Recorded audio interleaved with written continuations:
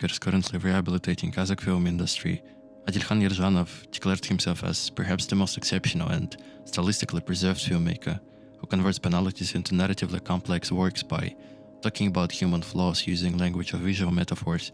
This video essay will try to deconstruct Yerzhanov's filmmaking approach by separately evaluating such elements of his style as camera work, editing, performance style, and main themes which can be traced in most of his work.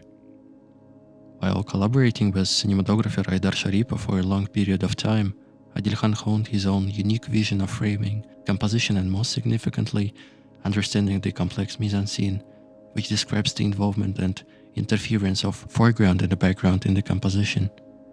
Analyzing his films frame by frame is probably one of the things that catch our eye. There is no well-defined hierarchy between foreground and the background. Instead, they both carry a semantic load, completely or partially shifting the accents from scene to scene.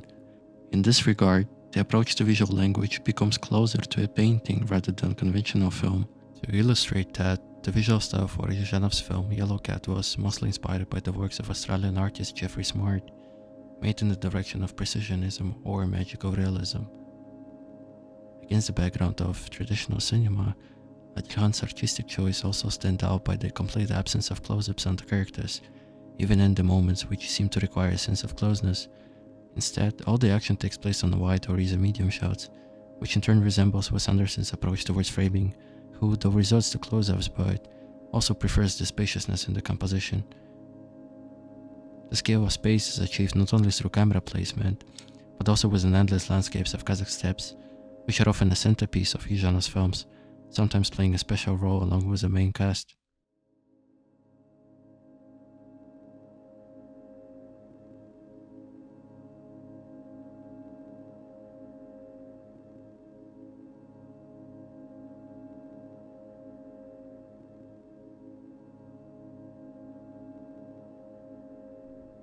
Similar principle originates from Yashijiro Ozu, who can be said to create an alternative to the classic narrative by following the path of realism and simplicity, without resorting to intricacies of the plot, hard-to-pull-off camera tricks, or flashy editing techniques.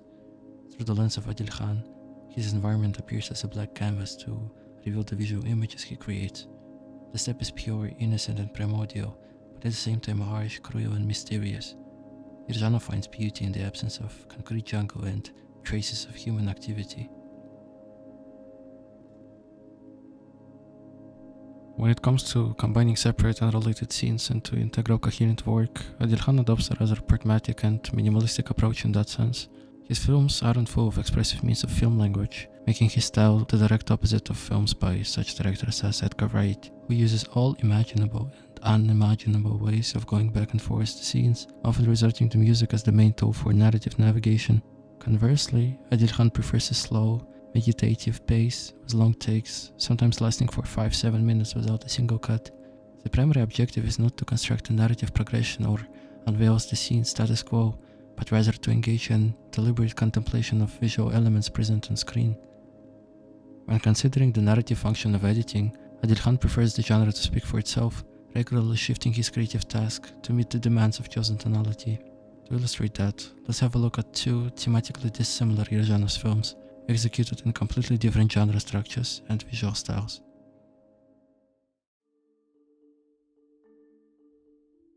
This film follows the story of a naive young guy named Kermek, recently released from prison. In his hometown, he dreams of opening his own movie theater, while local criminal authorities strongly oppose this idea. On his journey, Kermek gets to know a local prostitute, Yeva, who happens to be the only person along with Kermek who finds her own joy and keep a smile on her face in this completely bleak reality. This comedic film, built on situational absurdity, is structurally divided into 7 consecutive chapters, during which Kermek's pipe dreams of his own theater in the middle of the steppe crack against the human abstraction and enmity, against the background of which Kermek and Yeva seem completely out of touch, being a romantic fools and the only ones who see the world in bright colors. Breaking down the main events into episodes imbues Yerzhanov's comedy with a theatrical quality, setting a poetic and novel-like tone to it. A similar approach can be found in Clerks by Kevin Smith, who also divided the plot into 9 component parts, referring to the 9 circles of hell from Dante Alighieri's Divine Comedy. This reference deftly highlights all the torments and curiosities that Dante went through in one single working shift at the grocery store. Another thing that Clerks and Yellowcat have in common is the presence of metafictional quality in either its characters or plot itself.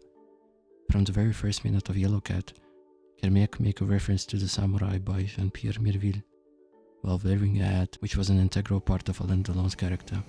Смотрели «Самурая»? Жан-Поль Мельвилля. Я умею все сцены играть.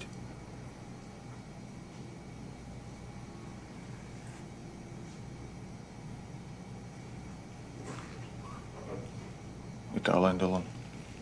Speaking in lines from other films, Adilkhan emphasizes the film's conditionality, presenting the world being shown through the eyes of Kermec, who perceives his adventures as just another plot of a film with him in the lead role.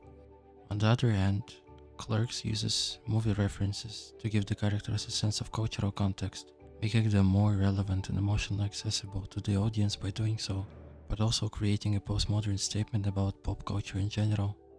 Based on this example, editing can complement the narrative structure, by also contributing to the unity of stylistic vision. The next example worships the same principle, but utilizes different emotional palettes and methods in order to achieve it.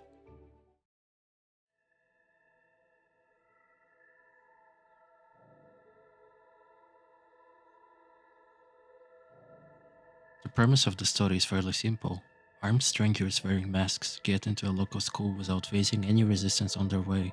They take student hostage without making any demands for their release. Due to the snowstorm, local police can call for backup, which forces parents of captive children to take action instead. They gather together to develop an assault plan, but the common desire on saving their own children gets constantly interrupted by a mismatch of their characters, leading to a conflict of perceptions on the world order in general. Almost all the characters lack a sense of individuality, being rather human archetypes that were put into one test tube for some kind of a scientific research. In this sense, among the elements presented to us we have a crooked school principal, a drunk school janitor, a pushover math teacher, a thuggish PE teacher, a woman-like single dad, and finally a young mother named Lena, who is one of the few, if not the only one, to really take action instead of ranting for nothing. Отпустите детей! Они ни в чем не виноваты! Может, вы что-то сделали не так? Ответьте! The transition from scene to scene is followed by a time countdown before the assault, making the audience impatiently wait for the climax to finally happen. This atypical way of editing allows to maintain a constant degree of tension, by also making the audience question later events without knowing where the story will end. Remarkably, Adilkhan chooses not to soak the scene in extra shots or camera angles, preferring to stick with the initial intent while also keeping his vision more restrained.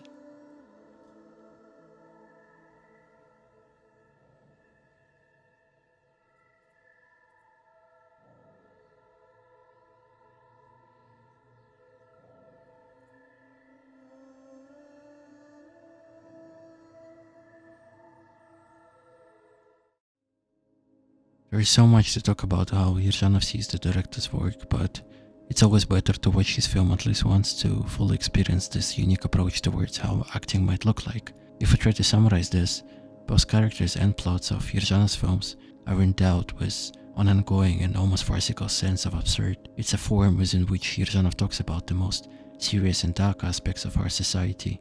Beneath the seemingly simple and even naive shell of the absurd lies a deep and self-critical portrait of humanity, while stories being told to present society in this sort of lighthearted, almost childish nature.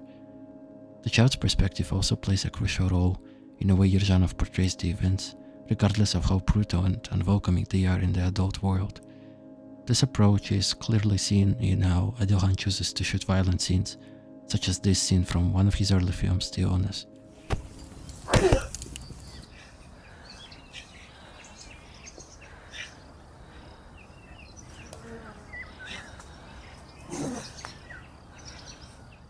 Yerzhanov understands that violence is horrible enough on its own. That's why he sees no artistic need to involve the audience in such an experience, and even more so, to make it a part of his distinctive style.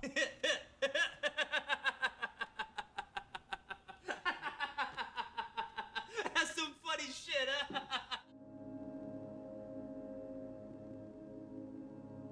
It would be unfair to tie all of Yerzhanov's filmography to one specific theme, because it is his creative diversity that makes each of his films stand out. That's why there is no correct approach to speak of his artwork in terms of the whole.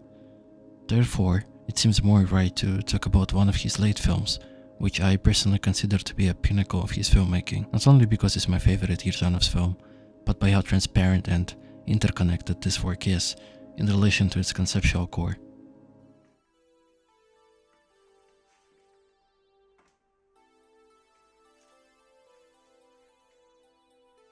Just like all the other Adilkhan's films, this one includes some base elements of well-known genres, in this case being a detective thriller, while focusing not on the plot constructs of these genres, but on the meanings and images hidden behind them. While premises of his films always gives the basic understanding of what's gonna happen next, Adilkhan shifts the whole story into different, sometimes even the opposite direction. In this case of A Dark Man, we're introduced to the character of Bigzat, a dishonest and morally rotten police detective who investigates a recent murder of an orphan boy. The catch is that the suspect has already been found and now he just needs to do the paperwork and put the killer behind the bars. Everything changes when the city journalist Ariana arrives to the village to follow the case, which forces Bigzat to do something he never did as a police detective, to conduct a normal and honest investigation while being a product of the system where the line between the law and crime is completely blurred. This film emphasizes the collision of two opposites. It shows how indifferent the world is by arguing about what is really meant to be. It illustrates how the fallen society is intolerable for law and order. The slightest attempt to break the already broken system makes people laugh at you. Вы имеете право хранить молчание. Все, что вы скажете, может и будет использовано против вас в суде. Вы имеете право на личного адвоката. Если у вас нет возможности оплатить услуги адвоката, Да ладно. то он будет предоставлен вам государству.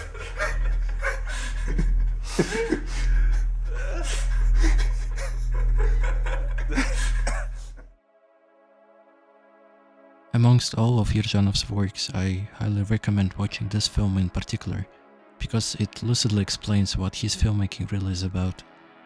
It's about struggle of duality, about light against the dark.